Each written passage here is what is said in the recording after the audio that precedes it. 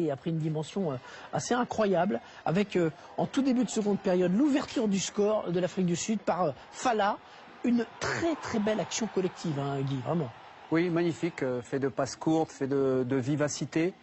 Et si on avait vu l'Afrique du Sud en première mi-temps frapper sur la barre, avoir quelques actions également intéressantes, là on voit ce qu'ils sont capables de faire grâce à beaucoup de vivacité. Alors c'est la stupeur du côté algérien et ça va continuer avec ce penalty qui est concédé par Mandi, qui aurait peut-être pu être exclu d'ailleurs. L'arbitre finalement ne donne que le penalty. Quand on parle de tournant du match, là pour le coup c'est un vrai tournant, Nasser, parce que Ranti va mettre ce penalty en force sur la barre.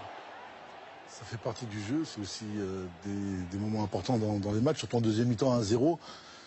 Tu ne dois pas louper ces genres de moments, sachant qu'en face de toi, tu as un mondialiste, tu as une équipe quand même algérienne qui depuis des années a démontré sur le plan mental des capacités à revenir. Et là, on le voit bien, elle revient vite et bien en plus.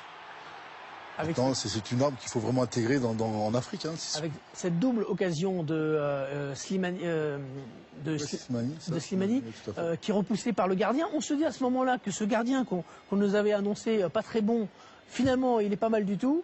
Finalement, on s'était pas trompé. Non, il était pas terrible. Et on va le voir avec cette nouvelle action pour les Algériens sur le côté gauche.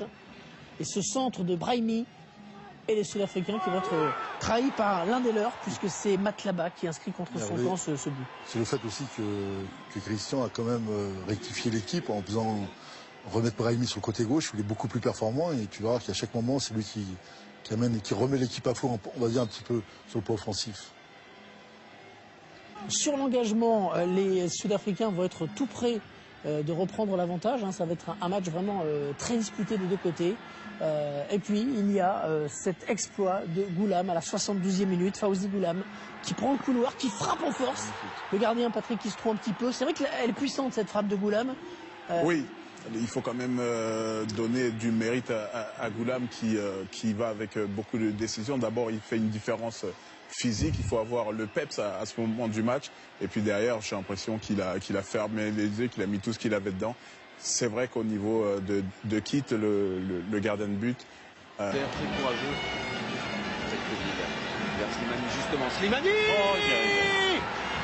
Le cauchemar de 2013 n'est plus pour Islam Slimani, plus de larmes, et la joie est forcément représentative de son état d'esprit, d'autant qu'il permet là à l'Algérie de souffler, de se mettre à l'abri et sans conteste, de s'imposer en ouverture de sa canne. 3-1, Islam Slimani, 15e but en sélection pour le 4e meilleur buteur du championnat portugais. 3-1.